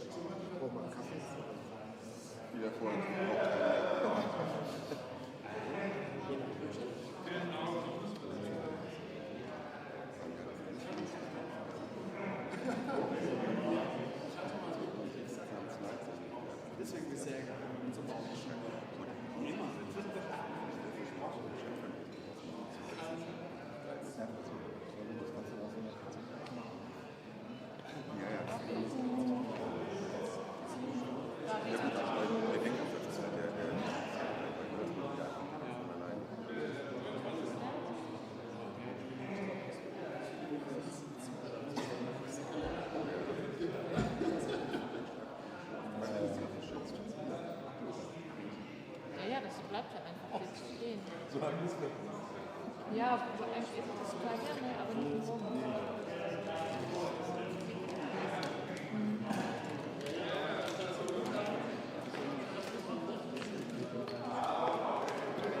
Oh, Jacko! Hey! Nee! Hi!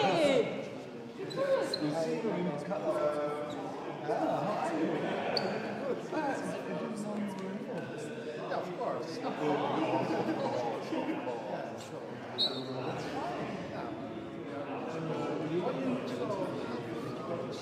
Yeah, to the...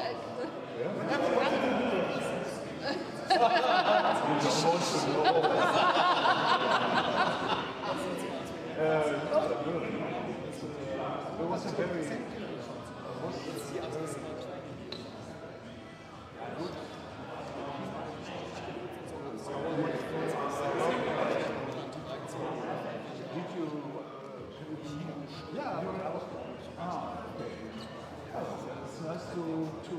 Sending credentials.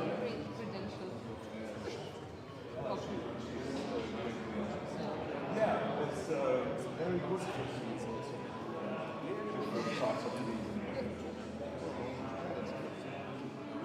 Are you going tomorrow?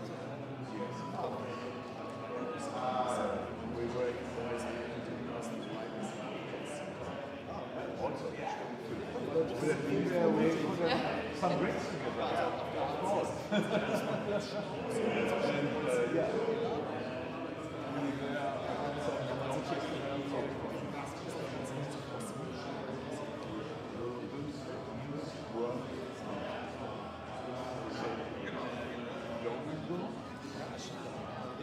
Und That's awesome. I'm sorry to see. No, that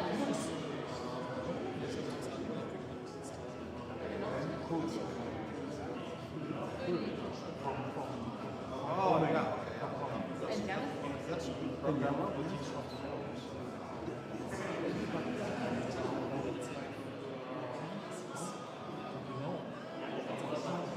and I guess the other change but now he's trying to develop also. When I left that office, it's switch. Yeah, this is what we. That was one of the problems.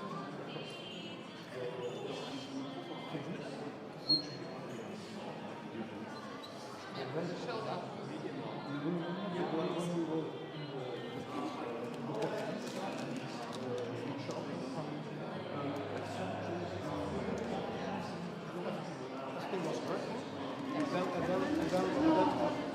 And then I read comments on China or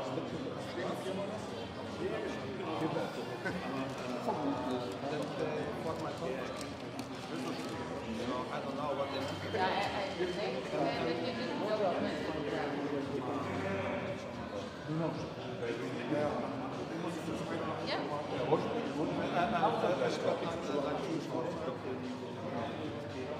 It was all in your brain. This. I even commented on the cloud. I also thought that it's playing from your This. And they refused. Why? Because I Was that what you right? they think you're not because I have what you meant. You need to ask me. You need to also ask me why this is good. Yeah, that's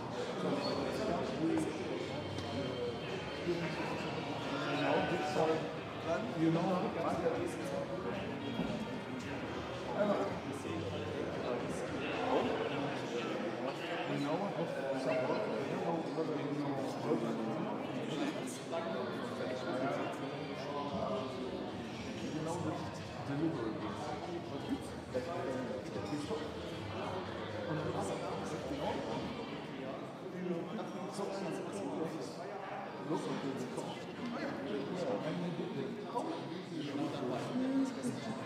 But no right, only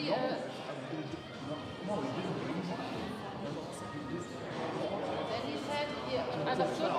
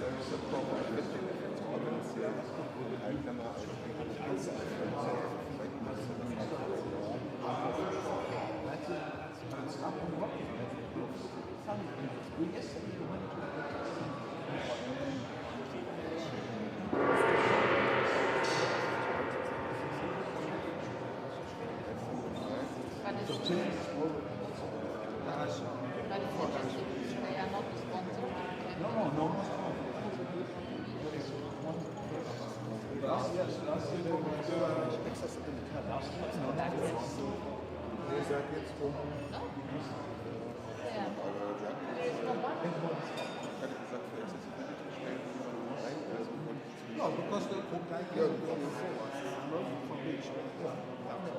I think they are my responsibility.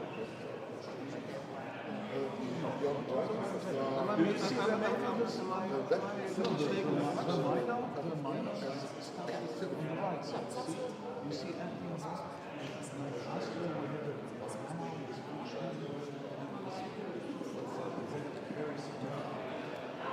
we did before.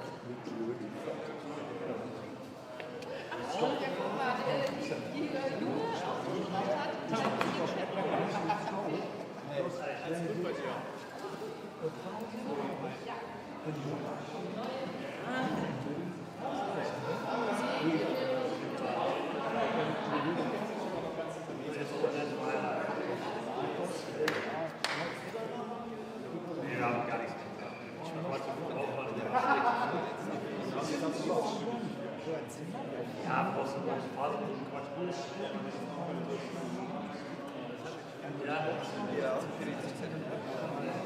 Ja, wie gesagt, ja.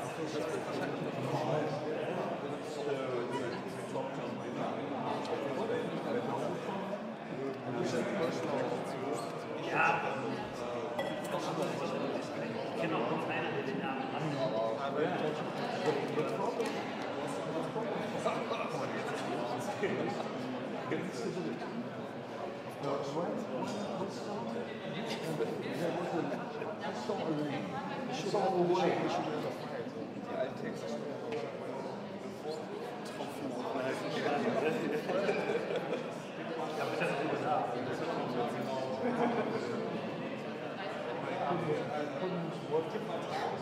Das kennt man nicht, der erste Titel.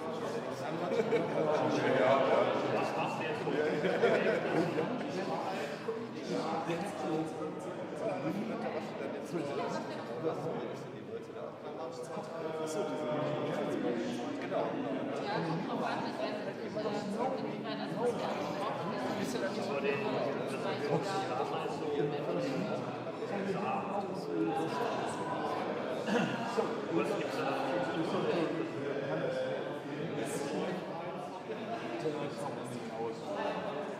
So we do the first stage. That's not the needed one. Alles klar. Schönes Wochenende. Jo, ciao. Irgendwas zu telefonieren mit dem Marketingchef der Norweger. Michael deswegen, ja.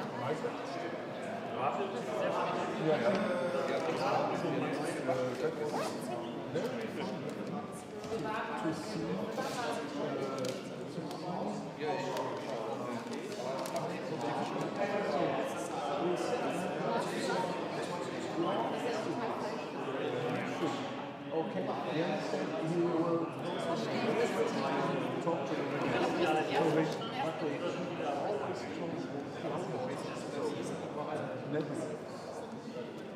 Hat er sich in echt gutes Düsseldorf gekauft? Ich glaube, der ist Yes, no, we don't know.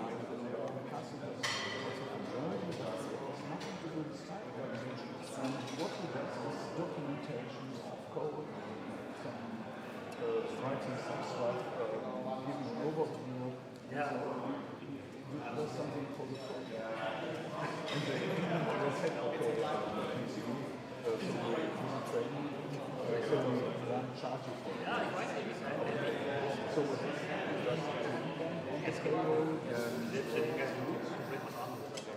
jetzt ist auch.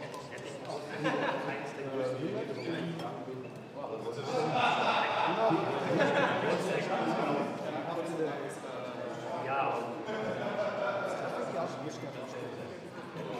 What you did, just rewrote and then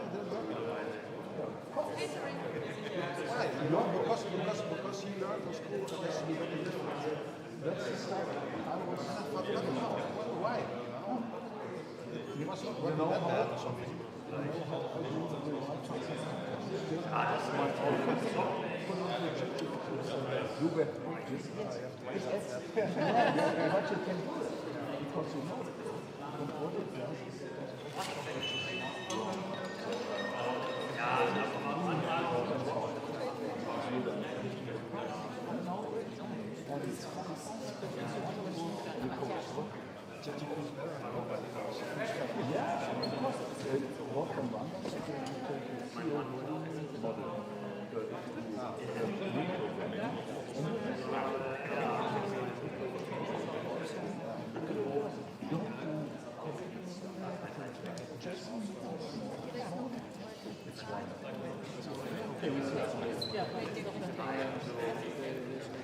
Ich sag mal so.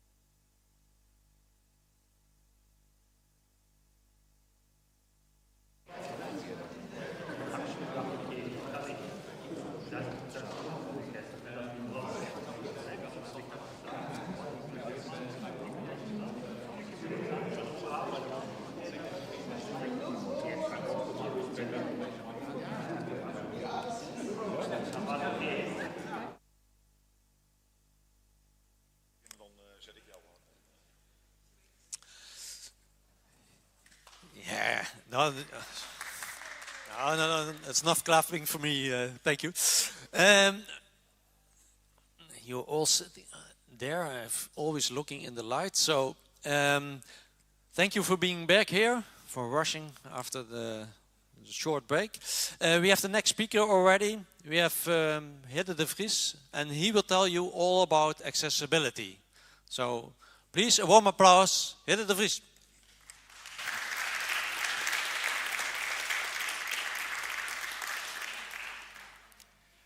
Hello, good morning everyone. Super excited to be here and to talk to you about accessibility. I'm not sending text messages to my friends, this is my clicker. I am Hidde, I like to blog. I have my own blog on hidde.blog where you can find me. And I am an accessibility specialist, so I do a lot of work on accessibility with different organizations like governments and also private sector. So do like workshops and audits and stuff like that. And because it's Valentine's Day, I wanted to stress that I love accessibility. It's important to do, and I believe a lot of people are already doing it. There's lots of reasons to make your websites accessible because you can service more people can use your stuff. You can meet legislation, and that's increasingly important because there is the European Accessibility Act coming, there's the Web Accessibility Directive already, meaning that both governments and private sector have also legal obligations, at least in Europe, to make sure that they're accessible. And if you make accessible products, you'll also find that you build better products because you're thinking more about how it is supposed to work and how different people are going to be using it. Now, if you're completely new to this, I want to just explain, and also to get us on the same page, what accessibility actually is. Now, it's all about making sure that people with disabilities can use our services. And people with disabilities is a broad group. There are a lot of different disabilities, like people who cannot hear, are hard of hearing, or cannot hear at all. People with physical disabilities, meaning that sometimes they can't use their arms or their legs. People with visual disabilities who can't see or can see worse than others. People with cognitive disabilities, and also people with speech disabilities. So it's a broad range of different people that accounts for about 15 to 20% of your users. The percentage is not very exact because it's really hard to count people with disabilities, and that has to do with the fact that disability is in fact a spectrum. So everyone among us is somewhere on that spectrum for every individual type of disability. Thinking about visual disabilities, for instance, very few people can see 100%. Some people can see 0%, but almost everyone is somewhere in between the 0 and the 100. And that is also going to change throughout your life. So when you get older, it's likely that your eyesight deteriorates. It's very unlikely that it will improve over time. So you're going to be somewhere on that spectrum, and all of us are somewhere on that spectrum. I see people here that wear glasses, and there are also people who don't wear glasses, and it's a spectrum. And that's the case for every single disability out there. They're all somewhere on that spectrum. It's the case for cognitive disabilities too, and for all of the others. And so is access, because it's not the case that you could say like this product is 100% accessible or it's 0% accessible. You're always going to be somewhere in between. You're going to reach a certain level of accessibility, making sure that that's high enough. But you're not going to have no accessibility or 100%. It's always going to be somewhere on a spectrum. Now, sometimes when I talk to people about accessibility, they say, well, we don't really have disabled users, so we don't need to do it, right? We don't need to do it. But that's actually something you don't control. If you're building something for the web, even if it's a private thing only used in your organization, you don't know if people are going to zoom in, or if they're going to turn on their high contrast mode, or if they're going to use a screen reader, avoid using a mouse.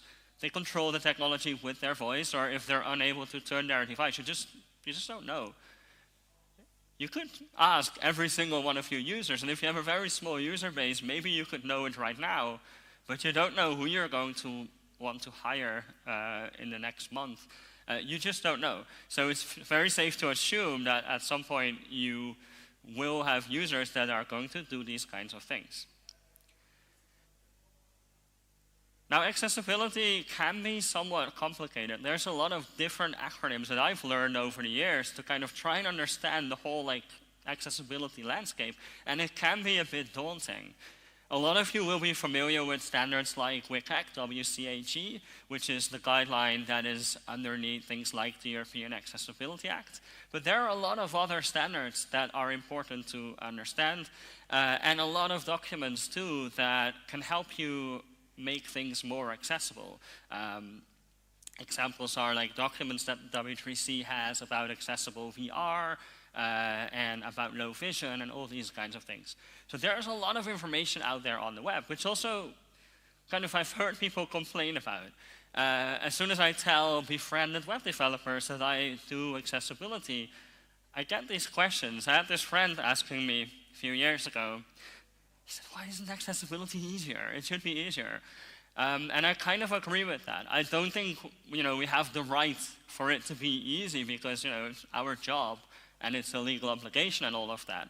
But it would be great if accessibility was a bit easier because we'll have a lot more of it, right? If it is easier, then we'll have more accessibility, and that would be a very good thing. So over the last few years, I've spent a lot of my work time trying to make accessibility easier in different ways. And one of the ways I think that is going to help us as an industry is to try and build accessibility into different things.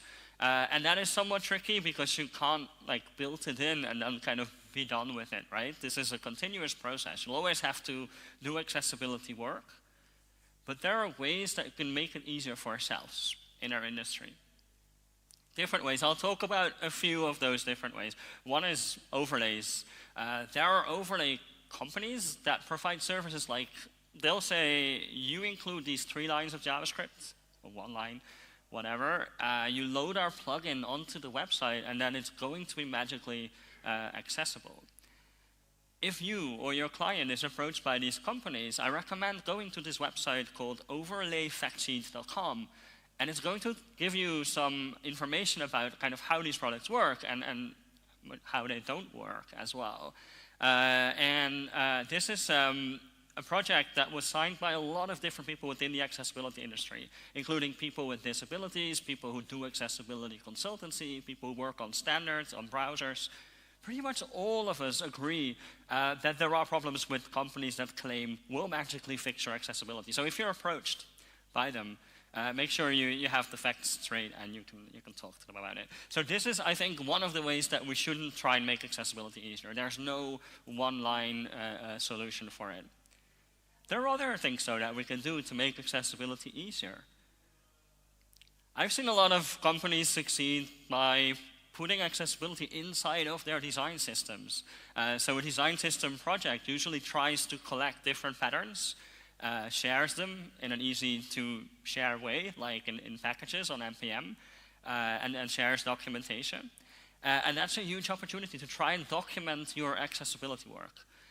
So you can add documentation that explains this is how to use our things in an accessible manner. And if you document that once, then it's going to be reusable by a lot of different people, and that's very helpful. You can also document complex components that are maybe hard to build, that you spend a lot of time building and testing with users. If you make them available through a design system, you're making that accessible thing more available, and that is very useful. It's also a bit of, with the big responsibility, or the big power comes a lot of responsibility. You can also make a bad component and put it in a design system, and then you'll cause a lot of harm. So you want to make sure that the stuff you put into a design system is really good. And it's helpful to spend a lot of your effort there, because that effort will get replicated, and that's helpful. You can also test stuff and put the tests inside of your design system. It's another opportunity, I think. So design systems are a huge opportunity for accessibility because they can accelerate your efforts. You do the effort, and then it gets repeated over and over, and that's awesome. So design systems can make accessibility easier, browsers can also do their bit, I think, because browsers are what users are going to use to access your websites. And I feel like there are opportunities in browsers where they could automatically fix accessibility problems that exist in the web today. I did a presentation about this a couple of years ago at View Source conference, the Mozilla event in Amsterdam, and I talked about, can we potentially have checkboxes inside our settings where users can say, fix this accessibility problem on my behalf? And one of the examples that I used was focus indication. So focus indication is you draw a line usually around the element on the page that has focus so that when you use the keyboard you can see where you are. And there are a lot of websites where that specific thing is broken and browsers could unbreak it quite easily. They could draw that box for the user on their behalf always, right? And maybe it would look ugly, but that is not the point because the need for this is from users. People want to see where they are, and browsers could tell them where they are and kind of make that a lot easier. And I feel like there's a bunch of different places where a browser could actually step in. If there's low contrast, a browser could recognize that, and it could also calculate which color would be good contrast and then apply that as a background. It would maybe look ugly, but again, this is kind of putting the agency into the users, right? It's a user agent, not a web designer agent. It's made for users, and I feel like that is something browsers could step in as a setting maybe, or just as a default. And some of these features are being built in, some of them are not, because sometimes it's kind of interfering too much with the wishes of web designers, web developers. Another area I think where, as an industry, we can make accessibility easier is inside of web standards like HTML. There are things in HTML that have default controls inside of browsers, like the video element, for instance. And we could make those more accessible inside of the browser. And the benefit of that is that you get browser engineers working on these different engines. And that's a lot smaller amount of people that work on these fixes than if we would fix every individual website in the world, right? So if we can fix stuff inside of HTML, that is helpful. And there's a bunch of different things that HTML can do. One is that it can make accessibility possible. An example of that is the image tag that we probably all know. It's got an alt attribute where you can put an alternative text. The fact that that's built into HTML, it allows us to do accessibility quite easily. We only need to fill in the value for that attribute. We don't need to write a script that automatically tells screen readers about what's in this image. We only need to fill in the attribute. It's like a low-level thing that's afforded to us to make accessibility easier. Now, in that same realm, there's a lot of things that are in HTML that make things easier, right? Like the video element has a track element that you can put inside of it. You can put subtitles in there, and then the browser will automatically display them at the right time. Yeah, seems sensible. While I'm explaining it to you, I'm like, yeah, sure, that's in HTML, that's simple. But it's great that it's in there, because the alternative would be that we would all write scripts to try and match up the subtitles with the video and display them at the right time. It's better if that kind of stuff is taken care of by HTML, if there's defaults in there that make that kind of thing easy. Sometimes in HTML you also get semantics that are built in. So when you use a specific HTML element, it comes with semantics. For instance, you use the heading tag, you get heading roles, which means that when you use the heading tag, the assistive technologies like screen readers, they will know that there's a heading there. Just by you marking that up, you get that for free. Now that's a simple example, but we're working on more complex examples in HTML that do more complex things than just provide a role. And one kind of recent innovation here is popover. And I want to kind of show you how that works, just to give you an idea of the kind of stuff that is actually built into browsers today to make accessibility easier. So popovers are elements that kind of sit on top of your page, and you can build them now in HTML by adding the popover attribute to any element, and that's going to put it on top of everything else. It's going to put it in this special area called the top layer, and it's going to be above everything else. So that's kind of useful. It's like a utility thing that you can use when you build these kind of things. And you can also make them open and close without JavaScript. You can have a button that refers to your popover. So from a popover target attribute where you say, I want to target this popover, you refer to the ID of the popover. So in this case, they're both P, right? So we've got popover target equals P, and we've got popover ID equals P. These are now connected. So whenever I press the button, it's going to toggle the popover. And I don't need to write any extra script. Now, I'm not telling you about this because it makes it easier to build popovers, but I'm telling you about it because it's got some accessibility built in. Because when you open and close stuff, you want to kind of tell assistive technologies about what's happening. And because the same thing is happening for all popovers on the web, the browser will actually do some of that for you. So when you use this HTML, the browser is going to manage the area expanded state of the button. So it's going to know that the button is either, the popover is either open or closed, and that state is going to be conveyed to screen readers and other assistive technologies because the area expanded is built into that. You don't need to manage it yourself. You don't even see it in the DOM that there is an attribute there, but if you look in the accessibility tree, you can see that that's being toggled for you. Now there's some other stuff too. There's an area details relationship. There is a group fallback, so if the popover doesn't have a role, it's going to give the group role. There's reasons for that, and it also is going to do some focus management. So when you close the popover, the focus is going to return back to the button that opened it. It's somewhat magic. It's kind of cool that the browser will do all these things for you. It's managing some of your accessibility for you. If you want to know more details, hidde.blog/popover-accessibility. It's got the details of what's going to happen there.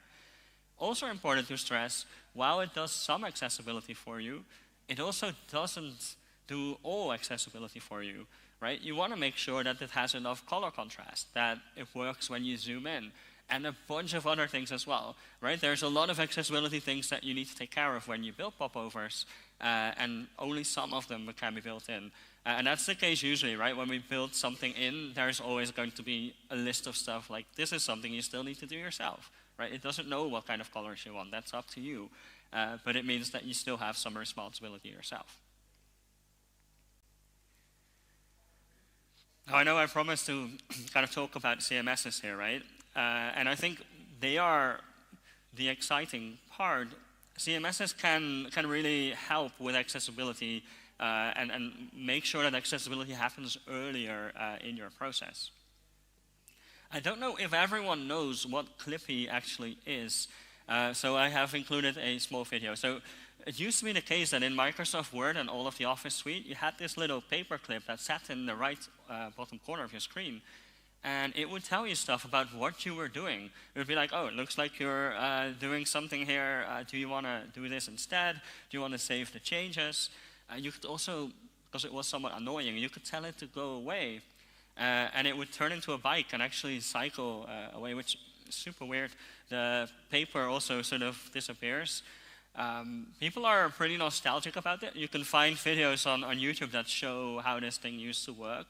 And people describe Clippy as a legend. People have really good memories of what this thing used to do. They also look back with a passion on the kind of functionality that was built in. It would say things like, hey, it looks like you're writing a letter, and then kind of try to help you to do it. Which people look back at with memories. They also found Clippy cute. They said it makes me happy. I miss him so much. People really miss this thing because it sometimes would be like their best friend. I got really nostalgic when I started to read this.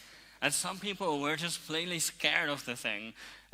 Someone called Nathan White 22 said, this thing scared the crap out of me when I was little. And I understand. I do have sympathy with that because it would kind of be quite unexpected in the kind of stuff that it does, unlike maybe today's assistants that we have. Now, I feel like it would be really cool and helpful to actually have an assistant that bothers users who are working on content with accessibility advice. I also see how it could be annoying, right? Because maybe you're just working on some content and you know exactly what you're doing, and this thing pops up and annoys you. So we need to do it really carefully. But I feel like there's stuff that we can recognize while someone is working on content in their CMS, and we could help them get it right in a sort of positive way.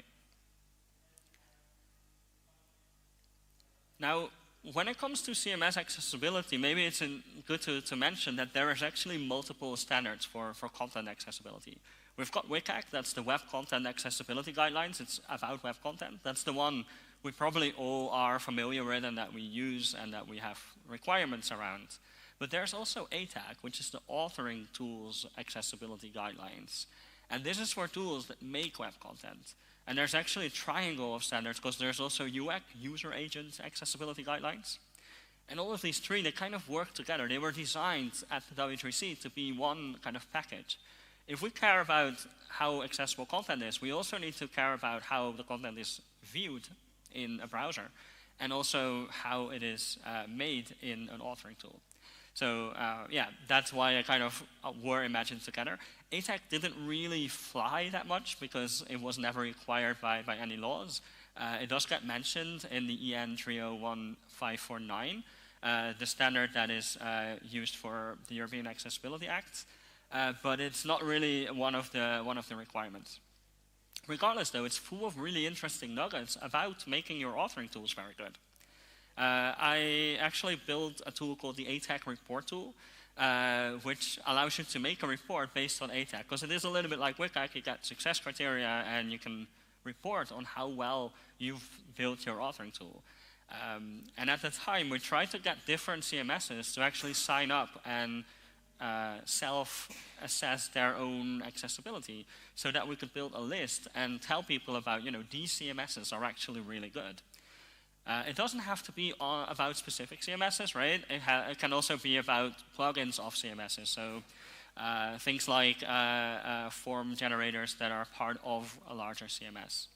Now this list exists today, but it's not super long yet. I know some CMSs that are not Typo 3 are on there currently, like Drupal and Joomla. And it would be really cool to see more Typo 3 projects also be part of this list, because it's awesome that these tools come with accessibility features built in. So when you look at CMS accessibility, you can look at WCAG and ATAG. And if we're looking at ATAG, there's two parts in there. The first part is the editing experience. So that's basically the CMS itself. So if someone who has a disability wants to add a new blog item to the website, or they want to change the name of one of the team members or create some new products, they need to be able to do that. So it's about, can I edit stuff if I have a disability? Now part B is the accessibility assistant part, because it is about the output. It's about, is the CMS going to help people to create more accessible content? And yeah, that's the premise of this talk. Your CMS is an accessibility assistant of the useful kind. We've got to make sure we make it useful and not annoying. And I think there are ways to do that. There are ways to kind of consider that. And I hope that you'll all do that as well after this conference and kind of think about it. I'm curious to hear what you think about it too in the lunch break. So part B of ATAG is basically about supporting the production of accessible content. So let's look at what that actually means. Like, what is accessible content? What are we actually talking about practically? It's things like, if there is a table, that you make sure that the table has headers, so that people with like screen readers know which cell belongs to what heading and then kind of what it is about. It's about making sure that form fields have labels. It's about making sure that hero images have sufficient contrast, that videos come with captions, that if there's content in multiple languages like German and English and Dutch, that you actually mark up what is in which language. It's also about nesting according to the HTML specifications, or making sure you don't do basically any weird stuff. It is about making sure that carousels can be paused, and it is about making sure that the heading structure is actually sensible. So it's all these kinds of things, and there's a lot more, right? But these are some examples of things that, if we're looking for accessible content, we're looking for that things like this are the case. Now, if we want to build a useful assistant, maybe we should flip that around And instead of looking for accessible content, also look at like, how can we avoid inaccessible content? How can we avoid that some of these things aren't right? So like that tables are missing headers, or that form fields don't have labels, or that heroes are super illegible, you know, all of these kind of things, the opposite of what I just talked about. How can we make sure that people aren't making these mistakes and that we're actually helping them getting it right? Now, ATAC has recommendations for it, and I'll mention the ATAC numbers as well. You don't need to look it up in the ATAC spec necessarily, because it's quite a long wieldy document. You can do if you want. One of the first ones I want to talk about is B112, which is when content is generated, it is accessible. And what they recommend is that you nest according to the HTML spec. Now, there are validators for that, so you can take HTML, like a bit of HTML, put it in the validator, and it will tell you if you've done the right thing. And it's surprisingly easy to not do the right thing, right? You could start a H1 and then use a H2 end tag, and then those two don't match up, and it can be problematic. A lot of those things are usually not accessibility issues per se, because browsers are also really good at fixing them on the fly. But it's going to make your code better, right? If you make sure stuff is nested properly. And it can also find things like no empty links. You don't want to have links in there that are empty. They cause tab stops, for instance. B112 also recommends that you prompt the user for required information. So the kind of things that we just talked about, like if there's a table and we wanted to have a caption for accessibility reasons, that's something you can actually prompt. You can tell the user, like, hey, there's a table here, you've not added the caption, please add it, right? We can do kind of validation in there to help them get it right. We can prompt for alternative text or for labels for form fields, all these kinds of things. And this is also where you need to realize, like, oh, it could be somewhat annoying, right? Because maybe your user already knows all of this and they don't want to be annoyed. But I find it personally quite helpful. Like, I work in accessibility, but if I'm building a website, I don't think about accessibility constantly because it's a different part of my brain, right? If I finish the website, maybe I can then do an assessment, but I usually don't do that at the same time. Like, if I create these slides, I will have to check afterwards if the contrast is all right, because I'm not using a contrast checker directly when I'm kind of editing. So I would actually find it helpful if I was told about kind of mistakes I'm about to make. You can also include automated accessibility checks or manual checks. So sometimes you can't easily find things out automatically, but you can tell the user, ask a question, something that they could personally go in and check, like the heading structure, for instance. You could give them the heading structure and then ask if this is actually useful on its own, which would be a huge help for people who are actually navigating my headings.